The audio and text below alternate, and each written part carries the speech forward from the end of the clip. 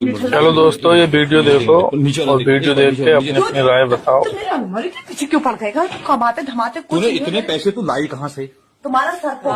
तो तमीज है बात करने की? और फोड़ू तो तमीज है बात करने की? मुझे तमीज है, जरा सर फोड़ बच्चा दिखा। मुझे यहाँ दिखा, मुझे यहाँ दिखा जरा, ये यहाँ दिखा, मुझे यहाँ दिखा। इस बार दिखा, कुछ छोड़ो बैग छोड़ो। ये देखो, ये देखो हराम की कमाई इसकी। ये देखो इसकी हराम की कमाई है। जो निठल्ला होता है ना, ये देखो उसको हराम की कमाई दिखाई देती है। ये देखो, जो निठल्ला होता है ना, उसको हराम की कमाई ये हराम की कमाई देखो इसकी। हराम की कमाई, चोर साली, चोर है तू, चोर साली, चोर है। और उसमें क्या रखे हैं नीचे? कुछ नहीं रखा। उसमें क्या रखे हैं? हैं क्या रखे हैं उसमें तुम्हें? आगे कुछ नहीं है, तो अपने पतले गले पकड़ के लो उसका। एक मिनट, मेरे अंदर पकड़ मत। दूसरा दिखा। ये देखो, ये देखो, दिखे चोर हरामी है, दिखे चोर। तेरी औकात दिख गई है।